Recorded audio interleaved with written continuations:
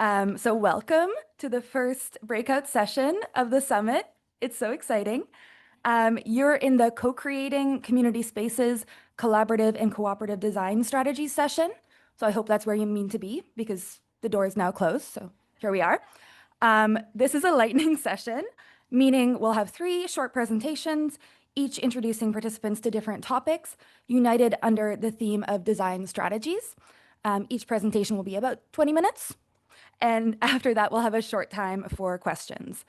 So our wonderful panelists are Ashley Proctor, who is the founder and executive director of Creative Blueprint and Co-working Canada, Brandon Riddell, who's principal People Design Co-op and Material Commons, and Wendy Reid Fairhurst, who's acting ED and Housing Innovation Lead at Reclaim Community CDO. So I'll pass it over to Ashley to get us started.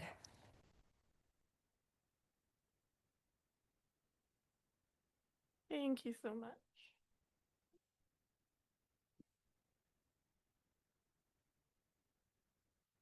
All right, welcome everyone. Thank you for being here in our session today. We're going to do, as Cecilia mentioned, 3 quick presentations, somewhat related, threads through them all, but we're going to leave some time at the end for those questions because we think that that's a really important piece of the session today. So first of all, it's really an honor to be here, to be able to speak with you all, to be on this land. And we've spoken about this many times already this morning, but it really does mean a lot to be able to gather here with you and share these practices and this knowledge.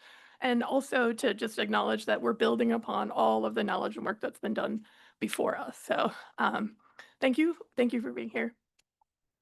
So I'm just going to start with a very quick introduction. I can figure out. That's me. I run Creative Blueprint, Co-working Canada. I'm based in Toronto, but I've also done a lot of work in Vancouver and Seattle, and I split my time between the 3 right now. Creative Blueprint is my organization. Been running it for 21 years. Our mission is to create a global network of locally owned and operated community hubs, which are designed for co-working and connection. And we layer our social impact strategies through all of our work to ensure all of our members and our neighbors thrive. I'm going to start with what is co-working, because when I say that word, people's eyes glaze over and they think corporate co-working. They think we work, and we work is not at all what we're talking about. I call that bro working, BRO, because it's a lot of that. There's also a professional co-working model for, like, say, a Regis.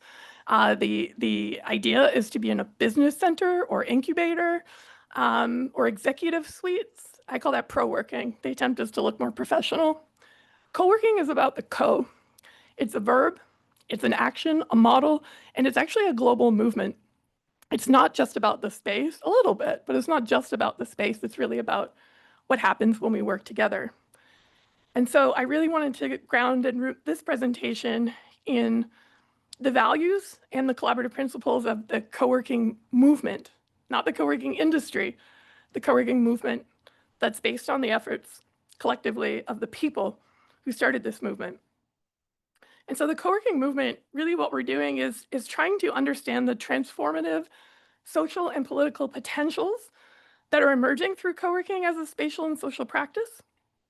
We're talking about reorganization of work and labor and power and resources.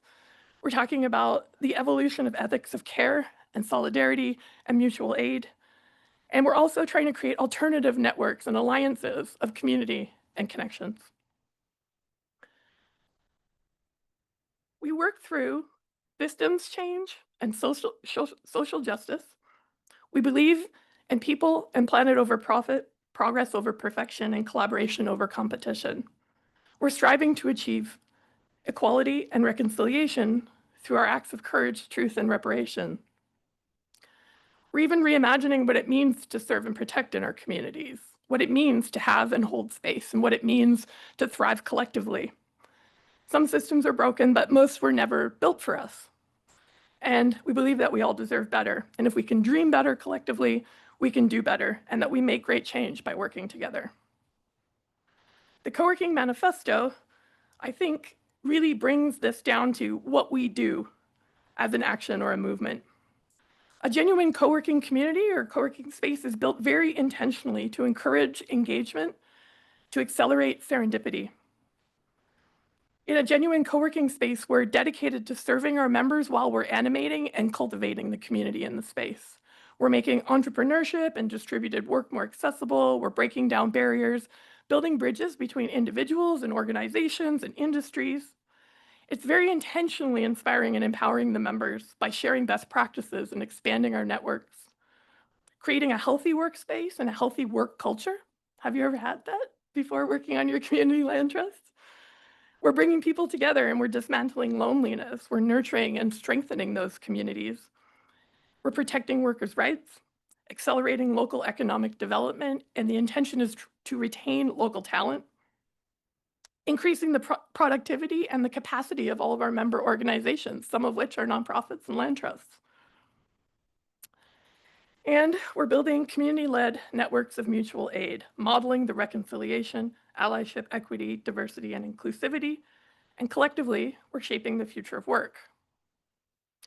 Creative Blueprint has worked on many projects over the year, and we're going to touch on some of them today, but this is where we get into the co-creation and co-design.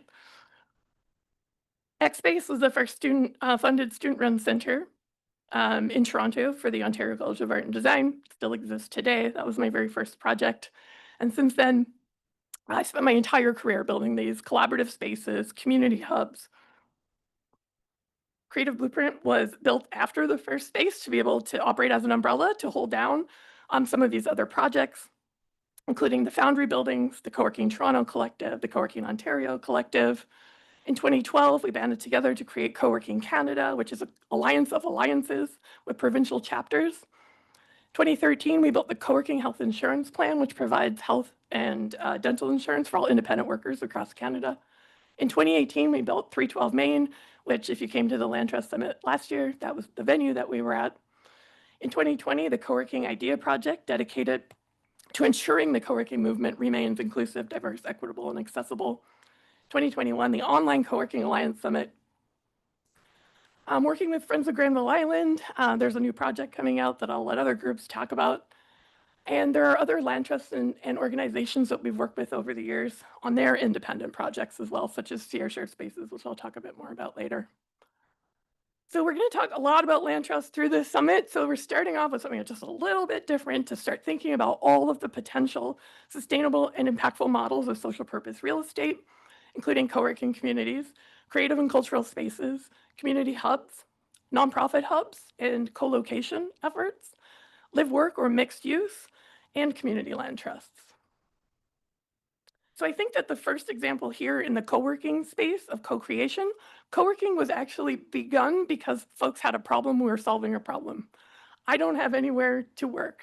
I'm losing my access to my studios at school and I don't have anywhere to paint or do my art.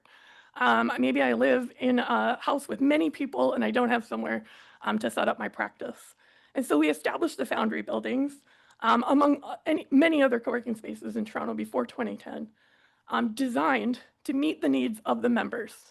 And just like the OCAD project, as a developer or director, the role is to serve the client. And the client, in the first case, is every single student at the Ontario College of Art and Design. And the client, in this case, is every single member who decides to show up and work here.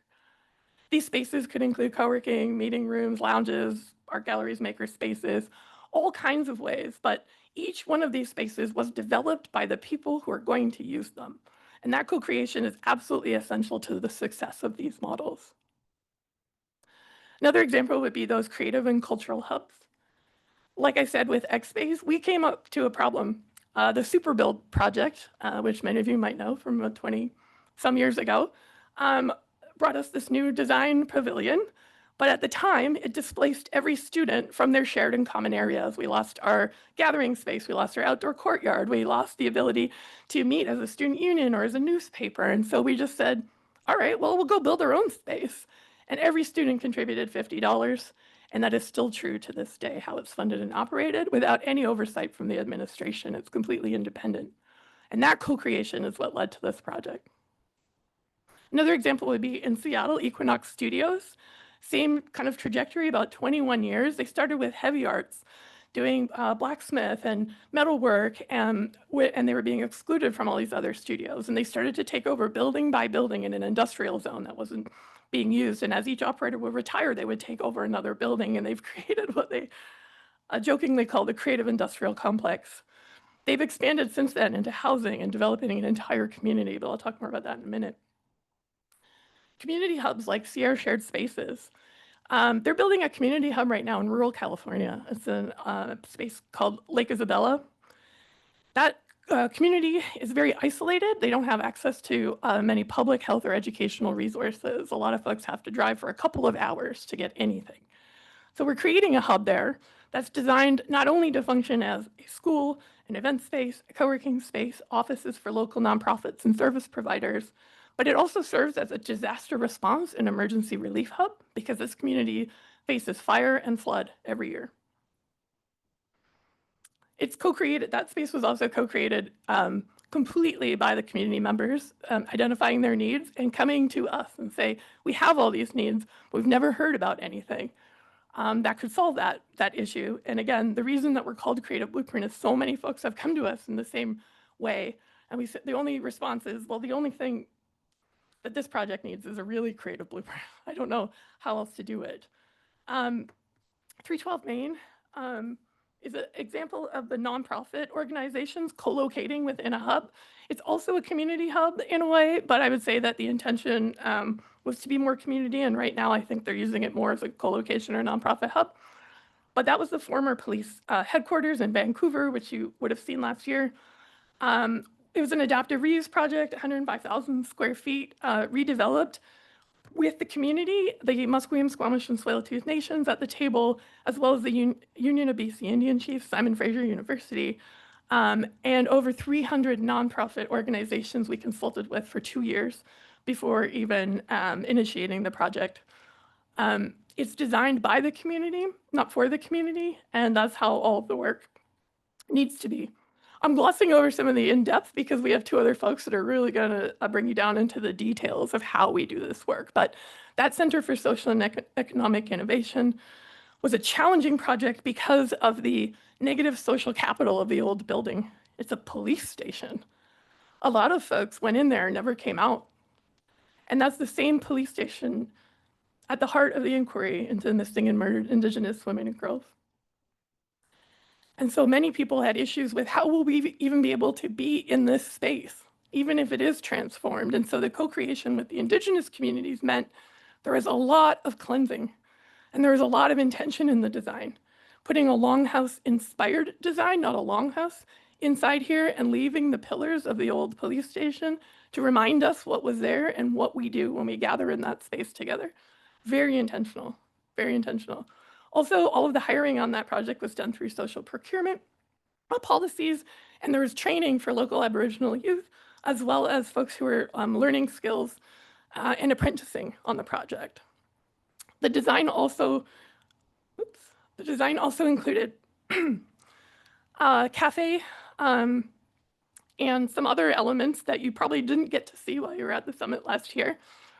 But the artists on the basement level, Indigenous folks on the 4th floor, Simon Fraser University, social purpose enterprises, nonprofit, local land trusts, all working under one roof means that a massive project like that can be funded because of that co-creation. The artists applied for arts grants. The Indigenous folks applied for Indigenous funding, and they also had some of their own funding. The university could apply for academic and research grants, and they brought a department into this space. And then we had a whole bunch of folks animating, activating the space through really incredible programming. None of that happens unless we're all co-creating what we need and designing the space that works for us. And this is what Equinox Studios has done. They started solving a problem in Seattle because a lot of folks were paying rent, getting behind, losing their space, losing their home, trying to balance both working in unsafe environments, living in workspaces. It just was a really difficult time for a while there in Seattle, especially with Amazon or the Amazombies coming to town. And they created a model that allowed all of the artists to receive ownership in their social purpose corporation, and this was many years ago. But they've grown that now with the intention of building a neighborhood around there so people can live and work, and also in partnership with the Duwamish tribe to protect the river and the natural environment, as well as providing the affordable cooperative housing that the community needs. So the artists got together and again defined, what do we need? A group didn't come in to develop, the artists decided. The community decided. The Duwamish tribe decided collectively what they need, and then they brought the project to the developer. And that now the Watershed Community Development, which is a spin-off of Equinox Studios, is working to create 1,000 units of housing. 600 of them are already being prepared. And that's a live-work district. I'm not going to go through the community land trust. I hope y'all know what a community land trust is. If not, you will learn somewhere else. And the Kensington Market Community Land Trust folks are here, so I won't present on their behalf. I live in Kensington Market and I'm a member of the land trust, but I'm not the best one to tell this story today. So I just want to really quickly talk about the different ways that we layer social impact through the projects. Reconciliation and reparations, top line. It's the first people we're talking to on any project. How do we make that the key purpose? Then we talk about accessibility and equity, financial and physical accessibility. And equity takes so many different forms. It really depends on the community and the need in the community. Education and mentorship at every step if we can.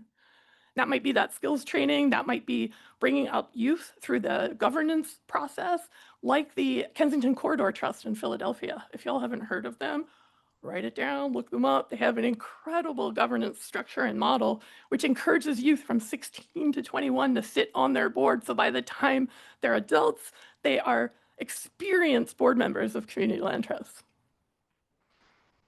This social procurement policy is what makes it all happen once you leave the project or another group takes over management.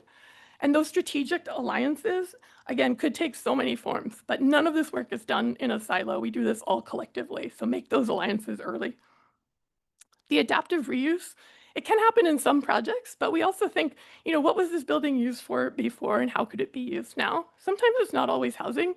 Like 312 Main, we really wanted to build housing in the downtown east side, but it wasn't possible at that location. It would have been a condo for above market. So what we were able to do is to hold that space for nonprofits and land trusts and housing activists and people who are doing that good work. So perhaps there's another model that can help you achieve the same goals.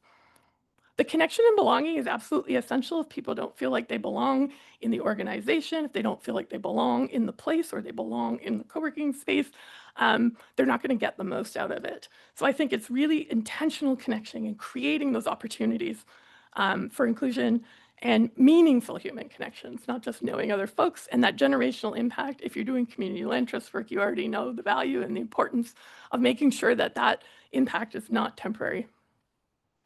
So I guess I'll leave it with, I suggest folks review their organizational structure, because this tends to be where we can grow or build all of these things into the foundation. So what's the sustainability of your model? Are you co-creating that model? The diversity of your leadership team, and make sure you are ensuring inclusive representation of your membership as well. And then to seek out your value-aligned partnerships. And what does a true collaboration look like? A good collaboration is one that makes both parties feel amazing. Both parties win in a real collaboration. Both parties are able to do more than they could on their own. Working together to solve those collective challenges is the only way. I believe in co-working. I think we all do here. Also about being flexible. The needs of the membership will change over time. And is your organization designed to be flexible enough to shift, to be able to meet those needs? Is the space you're building able to age? Is it able to take on other models or forms for other folks? Growing at the speed of trust, absolutely essential. Things take time. Good things take time. And trust takes time. So I think accounting for this in your planning is really essential. That's meaningful community engagement, not just having folks come out and put sticky notes on the wall and that's it. Meaningful engagement. What do you need? What do you want? How do you want to be involved? How can we pay you? How do we support your organization? How do we carry you through after it's built? And those layers upon layers of social impact, how do we be more intentional about utilizing our networks, our events, our purchasing power, our spaces, and our members? And then, of course, dream bigger together. So we've already created a national network and a really powerful international co-working movement. What else could we do if we work together? And so I am going to just remind you that all of the projects that we talked about today, very briefly, happy to talk more later, are only possible because of that commitment to community leadership. They're all co-created and community-led. and to cooperative design. And it's why they're so successful and why they're so inspiring to me. So I want to hand things over to one of our co-presenters, Brandon. And both of the co-presenters today will take you into a little bit more detail around intentional design and the strategies that you can actually use. So please welcome Brandon. I think.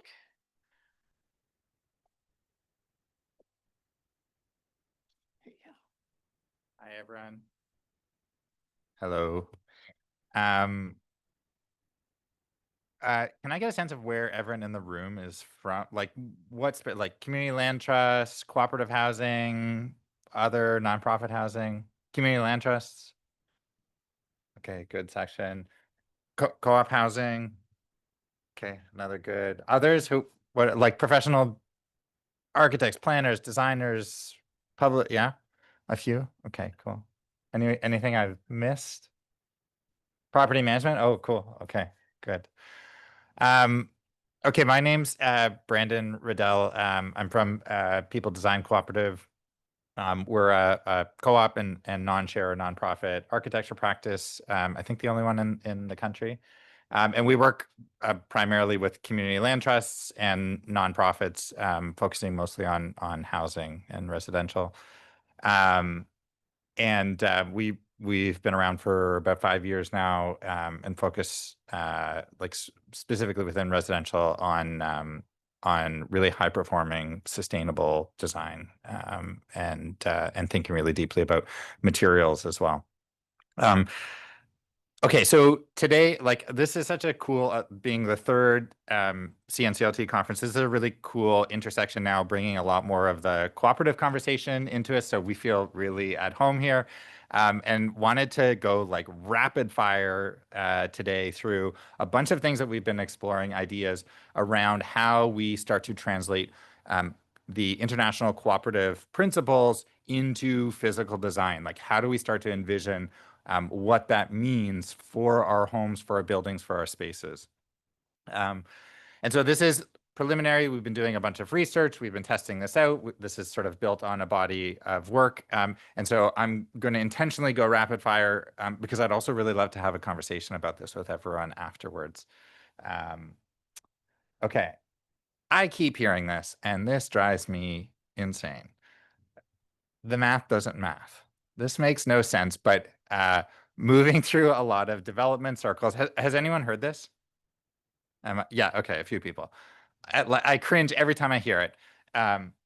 And for a couple of reasons, grammatically, of course, but also when I get past that, it's so emblematic of how we've been thinking about the development of our homes and spaces, and how problematic that approach is.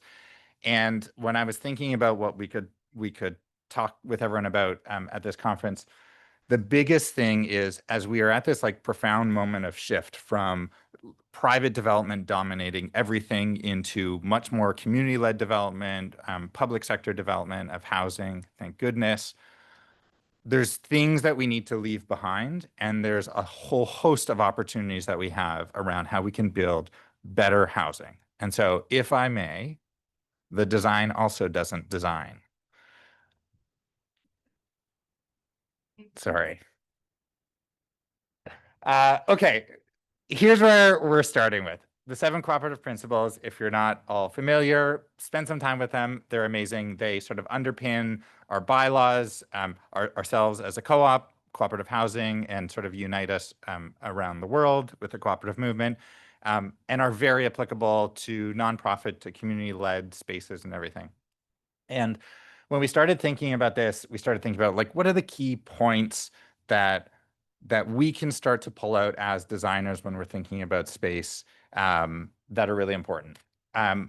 Open and voluntary membership to us, that's an easy translation into open and voluntary space. Thinking about design that we can all participate in, both the process and the result, and that the ongoing act of design in how we engage in our spaces every day. Thinking about spaces, of course, that foster community continually, and adapt with community. design that educates, and I'm going to go through and give some different examples of things like this that I find really exciting. And then a concern for place, concern for community, but also for place, the spot where our feet stand and everything that's been there before us. Okay, so the first, we've got seven principles, 7 emerging ideas. The first is the site is your supply chain. And I'm going to do a really cliche thing, and I'm sorry, but I'm a white guy and I'm going to start with a Danish example, but we'll move on from that. This is a really interesting project in Copenhagen, Torvej 29. It's a community and cultural art space, and it was a large foundation got together with this architect who had this kind of crazy idea that everything on the site should remain and should be repurposed. And so this was like a 1980s pretty boring office building that was totally re-envisioned into this really active, vibrant community cultural space. And they were able to reuse 95% of the materials on site. So they went through, did an exhaustive catalog, and took everything from the floor structures here that they were able to drop down and turn into stairs. There's some you can't see as well, but anything, these like concrete I-beams were reused as tables. Light fixtures were pulled down and repurposed to be like a different beautifully designed fixture. And it goes sort of really deep into this. And this is a larger scale. This is a really cool one, but we can do this at a lot of different scales. And the approach that they took on this is one that we think a lot about, even on small residential projects. And this is one that's actively in construction right now. It's in Toronto. It's an old heritage home. When we started working on it, it was all boarded up. There had been people squatting in there for years, and prior to that, families moving through it, and it was very derelict. The brick, I have a video somewhere, and anyways, if I find it, I can share it later. But when I walked up to the house and poked the brick, my finger just sunk right into it, which was the condition that it was in, and it just had not been cared for a very long time. So the very first thing that we did was we went through and started to deconstruct the home. Instead of doing a demo, we did a deconstruction. We tried to preserve as much of the heritage elements as we could. And then we cataloged everything really thoroughly. And then we started to look for anything that we couldn't find on site because it was quite small in the adjacent neighborhood. And we were lucky enough to find a building a couple blocks away that had essentially the same identical brick from the same period. And we were able to get that to be able to rebuild this. So you can see it sitting in the yard when it came down, and this is in progress close to where it is. Even these wood lintels were all repurposed from a different project. And we had a builder or constructor who was really on board with this idea. And so on all their other projects, they just started looking for materials that we could reuse. And so even things like some of this board on the side, which on a new build would typically be a piece of plywood, so much of it was rotten out, and we were able to repurpose boards from other projects that otherwise would have gone to the landfill to more effectively build up the sheathing layer of the home. And anyways, I can go deep on sort of the nerdy design side of this. But we're really excited to be able to work on a project like this where we could start thinking first about the property, what had been there, what the historic element, because there's requirements, of course, but also how we can just repurpose and not have to buy new through any project like this. Okay, number 2. If you're starting a project, develop standards, shared standards, buy together. This seems obvious, but all too often I find that we fall into old procurement vehicles because they're set up, they're easy to use, and so on. And we also are at the whims of the designer, the architect, the professional that you're working with in terms of how they think that a project should be designed, the materials that should be used, and so on. And that can be all well and fine, but there's so much missed opportunity in how we can work together to acquire things at really significant discounts to pricing, buying better local materials, investing in local economies and workers. And so the prompt that I have is to think while you're thinking about design, while you're thinking about what you're doing, think about where you're getting the materials for this. Because if you leave it to a later stage, it won't happen. Your materials will come off the shelf of Home Depot. They'll be toxic. They'll be bad for the planet. They will be bad for the inhabitants. And they're going to cost you more. Full stop. Number 3. And this is where we get to talk a little bit more, although Wendy's going to talk a lot more about participatory design. But there's a lot of ways that you can integrate community design or community-led design into a project in a really in-depth way, again, like what Wendy will talk about, but also just in smaller ways, from sort of shorter design charrettes to working with individuals in the community, to working with youth, to train them and help them become researchers, that then sort of empowers them to move into a design and leadership position for the actual like full phase, but full design phase of the project. And I have some great examples that maybe we can talk about later. But we've done a lot of really amazing design charrettes, youth-led design projects. And the one thing maybe that I'll say that is really evident in a lot of this research that we do with community is we as human beings often say and do very different things. And so I think when we start to think about how we use design research tools, how we borrow from fields like ethnography to understand what it is that we actually need in terms of space, we start to get a better understanding of what our homes actually are. And we start to get a lot further away from that financialized model of what housing has been, where profits and the pro forma has really dictated what the floor plate looks like, how much space you have allotted to different things. And you start designing really creatively to how we actually live and move through spaces. I really like this idea, and there's a bunch of really great projects, but thinking about nature as a stakeholder as well. And we talk a lot about community and we talk about the land, but there's a really significant global movement around assigning personhood to nature. This is the Magpie River in Quebec, which is the first river to be given person or legally considered a person in Canada. And this is Okanagan, which is a new island in Toronto. For any who are from Toronto or familiar, that's part of the big Portland's redevelopment. And they're currently doing a really significant engagement project. It's supported by all 3 orders of government. And the engagement project that's really just kicking off is particularly fascinating because they're considering nature as a key stakeholder in that engagement process. And they're thinking about the black cherry tree that's been there long before we were. And they're letting that help to inform what it is that the site will be, and how the streets will be designed. And so I won't say too much, but there's some really, really interesting work that's happening specifically on that new island in Toronto. Number 5, community space is where community is. And so this one is really just to challenge us to think about what community space is. Community amenity is often an open community room that we're supposed to activate ourselves. But we all know that community happens in lots of different weird and funny places where we interact more in the daily rituals and routines of our lives. And so this is an example actually from Australia that I really absolutely love, from Nightingale Housing. They're a nonprofit housing developer. If you're not familiar, they build really beautiful buildings, as you can see. And one of the things that they do is they don't have in-suite laundry. They have shared laundry facilities, but they don't put them in the basement.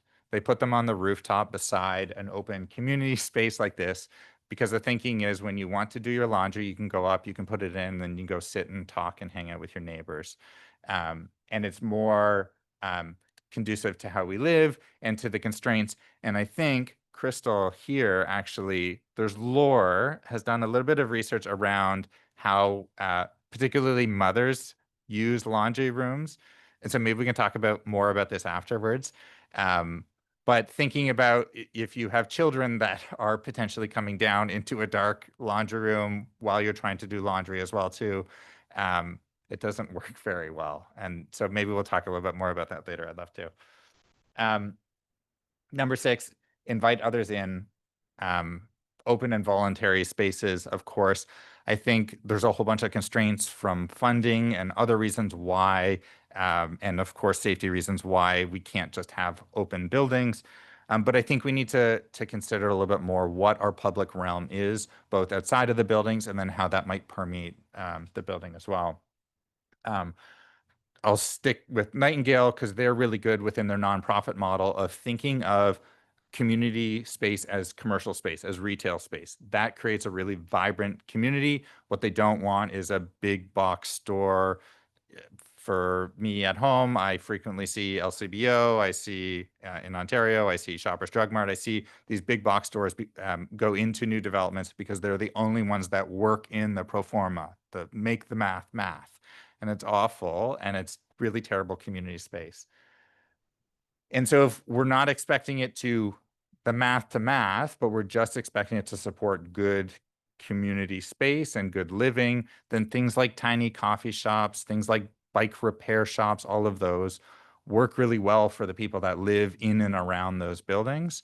And there's ways to make it work, and Nightingale's a great example of that. And if you can't within your own model, there's ways, this is another Danish example, but Kobe, the architecture firm, is working on a large project in northern Copenhagen called Nordhavn. And what they've actually done is transition the ground floor plane of every building. The ownership resides with the municipality. And that enables them to offer leases to smaller businesses and consider the public realm as something that just continues from the outdoor space and the park space right through the ground floor plane or the main floor of every building, which is another really interesting model. And then the last one, and I think I love this one most, is don't finish the project. And we learned this a few years ago when we were doing some research with a bunch of youth at a bunch of different social service agencies around creating space for them.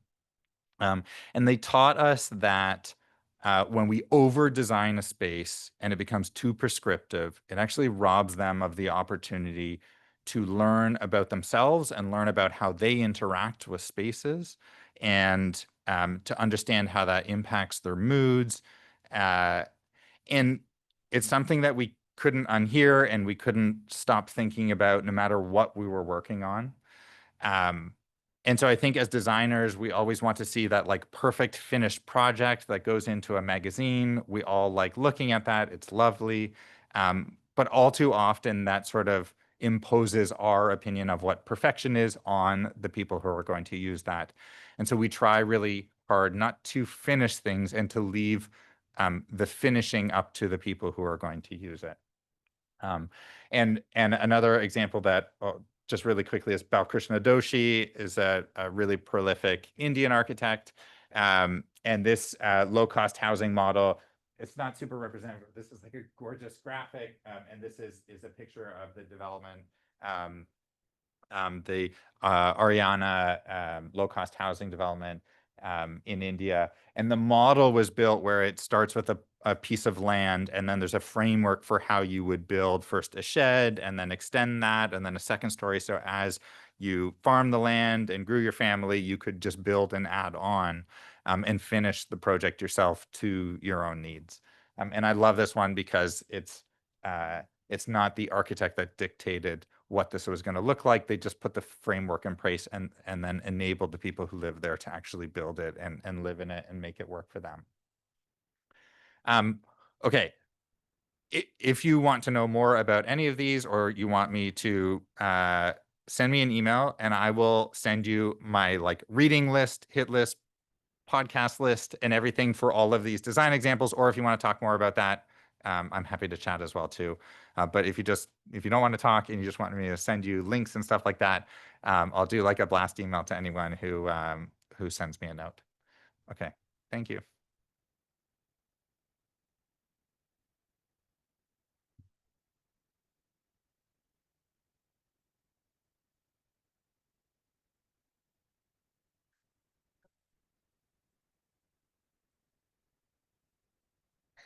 put my timer so that I don't go on and on and on.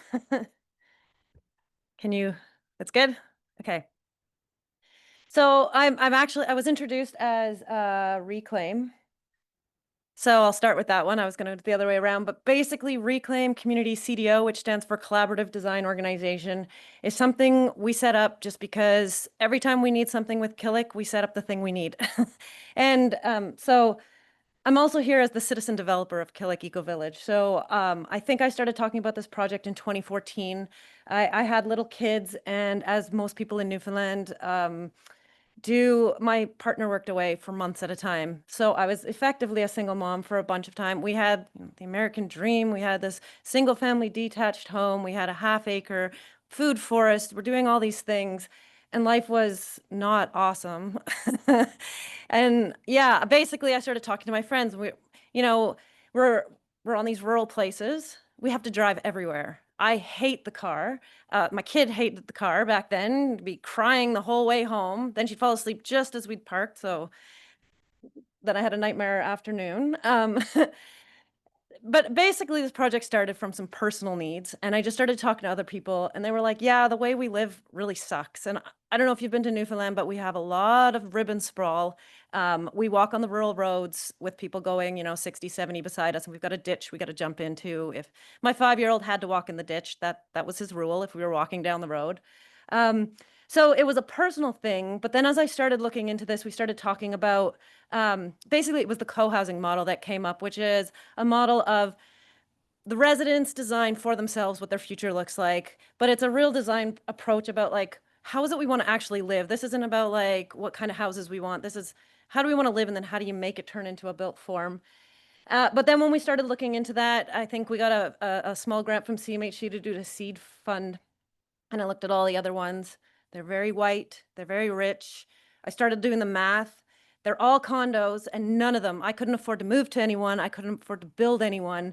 And then I was thinking like all these benefits are in the literature, the social determinants of health. It's so much better for this, that, and that. But what's the point if it's only for people who can already do this stuff? They can custom design their own neighborhood if they want to. So kudos to them. They figured out a way to get it. But my goal was this thing had to be affordable, accessible, diverse, inclusive for real, not just on paper. So that's kind of what we've been trying to do. We're out in Newfoundland. We don't have a lot of people to help.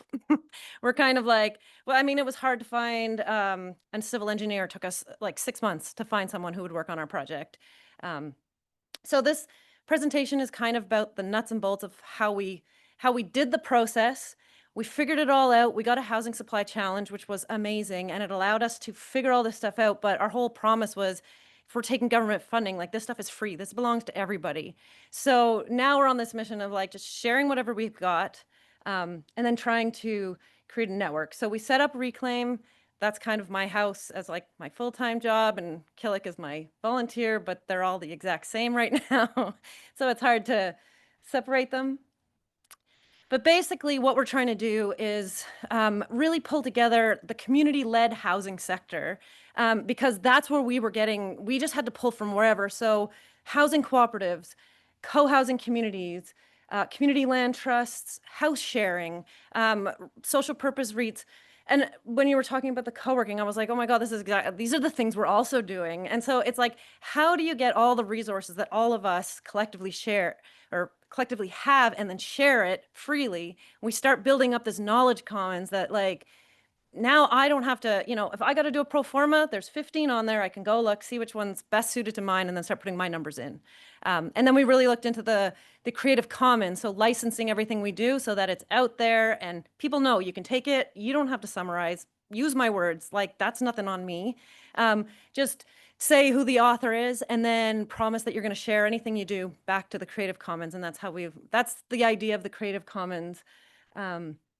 So this is kind of our goal. Our theory of change is basically, it's supporting the citizen developer. And you heard Dr. Lynn, that was amazing what you were saying, but like just how hard it is to be the person on the ground making this stuff happen and trying to like do a million things. And what if we could like all help each other?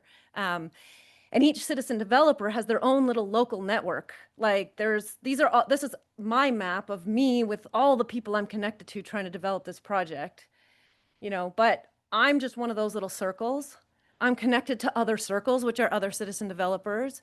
Each of those houses is a community-led housing project. And I feel like this map could add on co-working, collaborative spaces into it. And then, well, I was supposed to do that first. But then this thing just keeps growing.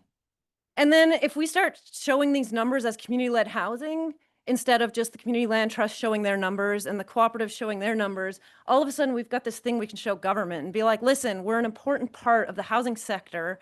We're a part of this, solving the housing crisis that was always here, but now we're working together. And yeah, so that's kind of our theory of change. So that's what Reclaim's trying to do. And this is kind of me just showing what we've done at Killick in terms of participatory design. So that took that whole co-housing thing and be like, how do you actually take a place and get a bunch of people who don't really know anything about design, but how do you make a place you can build and move into? So this is like the practical stuff that we did. And this is actually the lake that's at the back of our property. We own 58 acres in Newfoundland. It's 20 minutes from downtown St. John's. We're so lucky to have got this. We crowdfunded it. There was 5 families. And that's the other thing. We're bringing in mixed income. So it's whoever wants to sign on to this. I mean, some people have lots of resources and some people don't.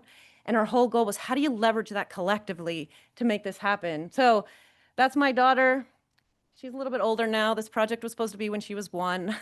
I was supposed to have help when my kids were young. They're now 18 and 12. So that tells you how long this thing takes. But the next people coming in, my neighbors there's 3 babies born in the past year in our project.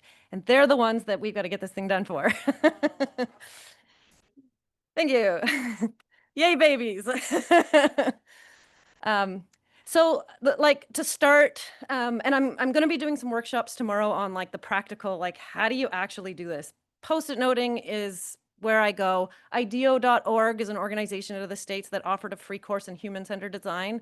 And I have like taken them and like basically exploded whatever they do and turned it into every single workshop that I do. But first, I mean, you've got a bunch of people. How do you find a collective vision? Because you don't want to be going off in different directions. And our goal is always, every time we do a workshop, we don't have to redo it. We consent, we sign off, we move on. And so how do you make sure that what you're consenting on represents a lot of people? So we do a lot of post-it noting. And for every stage of this, so when we were trying to figure out what ownership structure we were going to do, we post-it noted it. And we had looked at all the models. What we've ended up with, we actually created our own because we like hard work. But we're a nonprofit housing cooperative. But we've got a wealth building piece in it because a lot of people were homeowners in our group, and they said we don't and there was other people who were saying, there's a wealth difference between people who own homes and people who rent and live in cooperatives. And it's not fair, but that's how this thing is set up right now.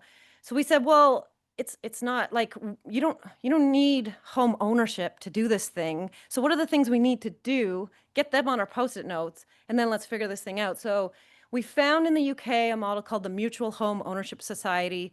We're a nonprofit co-op, but and our rents are geared to income. So we've got people who are going to be paying $3,000 a month and people who are going to be paying $700 a month. But there's sort of this baseline fixed fee, and anything over that is a loan to the co-op. So you hit the top, you hit the value of your house, you've finished paying off your loan, you no longer have to pay. So higher income earners in 5 years are dropped down to a low rate, but they've lent to the organization a certain amount, and then the lower earners keep going up. And when you leave, you get that money back with interest because it's a loan. And that allows us to stay a nonprofit. It builds wealth. We've modeled it out that even in some cases, homeowners do better off with this, but it's completely off the market. Like, we're not participating in that thing that was set up over there that we don't want to participate in anymore. So so this one here, this looks like, we brought it down to, what do we want this thing to look like? Not, is it big, is it tall, how many stories? We were like, no, what do we want it to look like? Let's get back to the basics. Put a bunch of ideas on the board and then sorted them, and we just keep hoarding them down. So that's tomorrow's workshop, but we went from that to getting a vision statement in no time. There was 30 people in the room and we had a vision statement that everybody agreed on. And it was pretty impressive, some of these. I mean, I think our site design workshop, 20 minutes, we had consent on a site design that like, we had all these options and, everybody just was like, yeah, that's the one. We also make sure that it's accessible to a lot of different learning styles. So we use a lot of pictures. When we're doing the Post-it notes, people can draw. You don't have to put words. And it cuts down on a lot of the talking because that's where power is not evenly distributed. If someone is louder than others, yeah. And this one, the kids were able to participate. So we always have free childcare at all our workshops. And then the kids came in and they were resorting our cards. So we had this like high priority, low priority, needs and wants. And basically we were having a conversation through just moving pictures around. Yeah, there's the kids. And they're watching us draw our maps and make our plans. And so they're over there bringing us, this is the playground design. I'm going to do a workshop with them when we get closer to building where this is going to be something buildable, but this is their vision. I think you can tell it's a tree house. There's a couple tree houses. They're in the trees, these kids. I'm sure of it. So then we ended up finding this 58-acre property. There was 5 households at the time who had the resources. So we were just like on the phone, like who's got what, who can pull what out of their house right now. And other people who were like, well, I can do I'll help with the land cleanup because I don't have money to put into it. So we did buy the land in 2021. We have 58 acres and we've got a very strong lean. So we're doing regenerative agriculture and housing. So our workshop was first get on the land and figure out what it does. We've got some people who can do the sciencey stuff, figure out climate, what are we planning for in the climate? But this was an exercise of like, what does the place speak to us? You're going around with a little map and putting, this is a view, we want to protect this view. This feels real, like there's a microclimate here. There's no wind, we're in Newfoundland. So like, if you can find a spot like that, that's where you're building and you're protecting those trees. And, this lake at the back was pretty special. There was like needs for spiritual places around the property. And there's also agriculture field. So this is us on one of our workshops. We're actually there walking the land, making notes. We came back. What does that tell us? We Post-it note it. We came up. We've got this whole list of things we want the site to do. We consent. We move on. We're moving on to the buildings. And so even now, we're like 3 years after this had happened. If something comes up and someone's like, oh, there was a thing about public access, and we've got some lawyers on the group who are like, liability, we've got to cut off access. And I was able to bring up the workshop and be like, right here, we signed off on saying we want to make sure nobody's cut off from the pond at the back and that we manage this public access in a very careful and considered and equitable way. And so the lawyer had nothing to say. But then we had to figure out the solution. As opposed, we could cut that, we could move forward. We didn't have to keep laboring on it. And yeah, we're just gathering our stats. We're getting rainier and rainier and rainier. Till 2026, we're going to have lots of downpours. So we have an extensive bioswale system, which collects water and moves it sideways along the land. We've got huge carrying capacity because when we have the storm, we get all the rain at once. I mean, most people in Halifax would probably understand where we're coming from this. But all of these were layers we put on top of our site plan. That's actually my son, who's now 18, and he was participating in this thing. So we were marking on this map some of the areas. We came back and kind of Post-it noted it. This was basically the teams would come back and explain to each other what I felt, how I was thinking the houses might be able to be designed. Someone, there was a lot of things about the hill. We hadn't really thought about the hill, but when you're on the site, you see it's a hill. So the way that we've designed it, we actually have an upstairs with private yard facing the top of the hill and a lower one facing so we've got privacy, but we're able to condense our housing.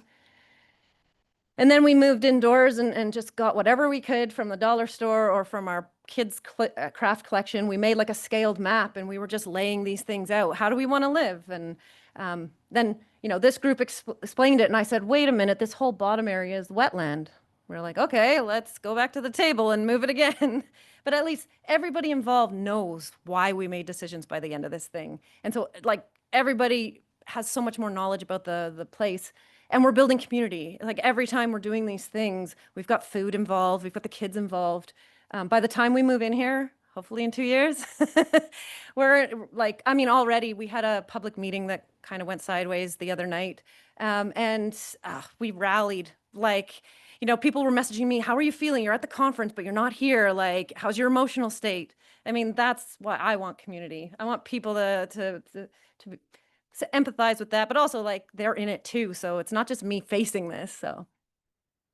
And then this one actually moved to scaled. So all of those construction papers are scaled. The black is a scaled road. That's how wide we needed the road. The blocks are not representative exactly of the scale, but they're a size of a house. They're 20 by 25. And if we stacked them, we would have 2 stories. So we were able to have a ton of conversations by actually placing it on a map and talking about things.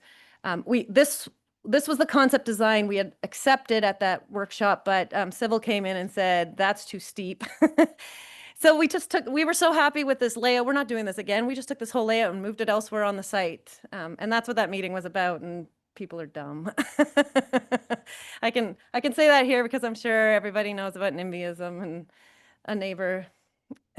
Everybody's got that neighbor. Anyways, this is the plan that we came up with. So the red lines are our bioswales. Water comes downhill from the top, hits those, goes sideways. At every stream that we have on the site, there's a little, like the bioswale continues through, so there's a dam. And so the water all ditches sideways across the land and into these water catchments. They're natural. And so we're capturing, like, if you can see, we're capturing a ton of water on this land. So all the people downhill and everybody off of this watershed downhill from us are not going to have the flooding that you would if this was a subdivision. I think the other way, so the streams all have a native forest. We're going to fix them up and add more biodiversity. But what this does is create a whole intersection of forests, and the yellow is the farm field. So they just ended up where they ended up after we did all these layers. The 2 purple areas, that's our 2 village clusters. So the bottom one was the one that we had originally designed. It was up in this corner, but the fire chief said it was too far, and it turned out to be another $1 million. So move it that much, $1 million. I mean, getting those actual facts is easy to make a decision. And then we weren't actually going to do the second one. We were holding on to that land for a future thing, but because we're on a slope, we weren't able to get a 1-story, and we had 1-story and 2-story so we've got a flat area up front. So we actually expanded our project. So from 30, we went to 51. And there are 2 clusters of triplexes, and that's what we want to, that's our design. It doesn't fit anybody else, but otherwise, I mean, our plans are available for free because we do everything on the Creative Commons. So if they like it, they can take it. We don't care. Our architect knows we're doing that. So yeah, so then the same process when we went to go to the buildings. And the thing is, like, scaling it up in a way, like when we talked about the land first, then we talked about the commons. We didn't get people to design their houses till the very end because, well, especially with the commons, with the co-housing, we have got common buildings that have like lots of shared spaces. You know, you wanted to have all those in place before people started thinking about their houses. And I live in a world where, like, our neighbors are all 3,000 and 4,000 square foot homes, probably 2 people living in them. The culture there is very single family detached home ownership. So getting them to triplexes, I think I think we did a lot. But here, like, so yeah, lots of discussion and consultation. And so this is actually like an output. This would be what we created. We had a board of Post-it notes, and all the little writing in the brackets would be what was written on the Post-it notes. We made a theme for each of them, so we could cut down the 100 Post-it notes to about 20 goals and listed them out. And then we just said, does this need its own space? No. Does this one need its own space? Yes. Drinking together doesn't need its own space. Preparing food with others, yeah, you need a kitchen. And then some of them we linked, like preparing bulk food could go with eating together. And so this is how we created our design program. Okay. So the activities turned to spaces. That's a bubble diagramming. We're talking about how spaces work together. And this is a prioritization method. So we had all these spaces, but what happens if we don't have enough money? We actually took an ethnographic approach to this where we just prioritized each one against each other. Is this more prioritized than this. Yeah, okay, move it up the list until it hit its spot. We found a list that we liked, we agreed on it, so the architect has that. He knows where he's gonna cut if he has to.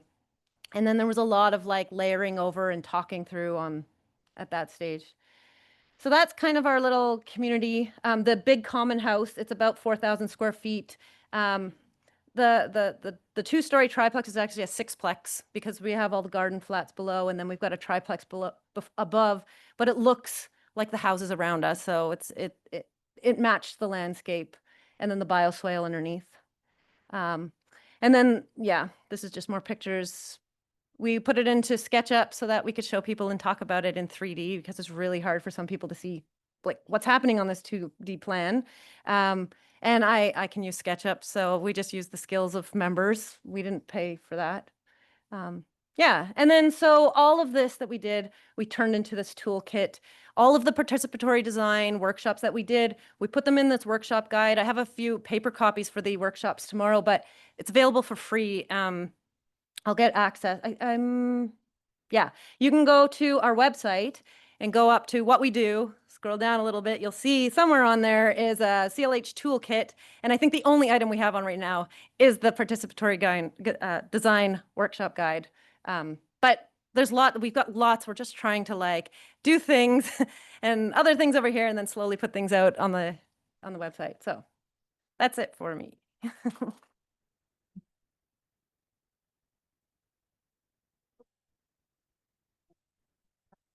Okay, we have a few minutes for questions, so probably one question. No pressure. But also our lovely panelists will be around and I'm sure happy to talk more and share resources if you have other things you want to bring to them. Does anyone have a question? I'll bring you the mic.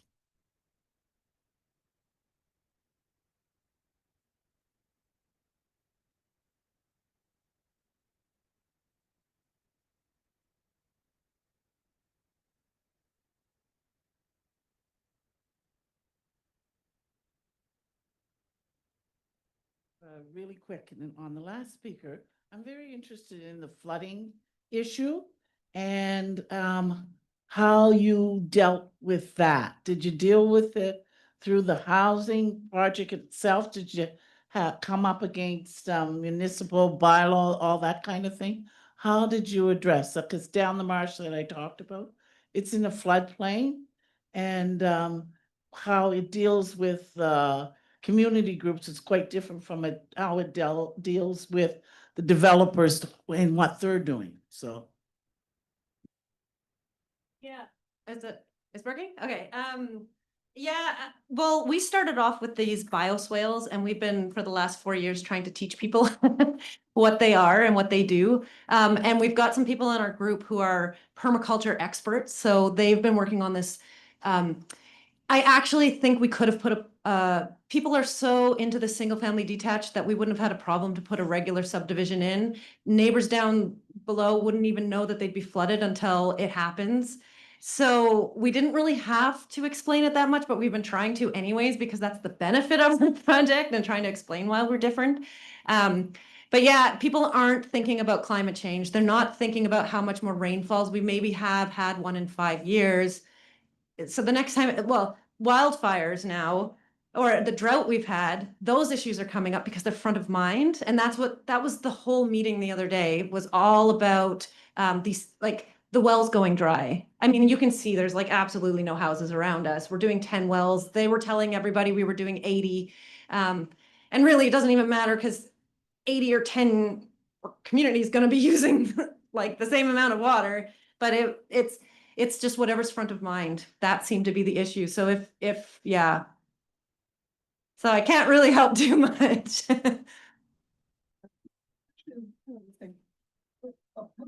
Yeah. You're almost at about. Okay, all right. Yeah, I'll let you do It was kind of the same question about fire, flood, emergency exit. So you have like 2 ways, how do you get out of there in case of an emergency, like evacuation plan and all that? Yeah, so On, right? We don't need to, because we moved our house closer, or houses cluster closer to the community. It's not very far in, so it aligns with the cul-de-sac laws in our municipality. It's not a cul-de-sac, you're coming into a parking lot, but it's the same thing. You can turn around and go out. So there was no concerns on that, other than as a group, we're doing our own emergency plan. And that's going to be a collaborative process. Someone's starting it now, and then we're going to talk about it. And did we forget these things? So it's kind of crowdsourcing how we're going to deal with emergencies, and everybody knows how to do it then. Okay, we are at time. I'm so sorry we don't have more time for questions, but again, you have all weekend to chat. Thank you so much. Another round of applause for our fabulous presenters and panelists.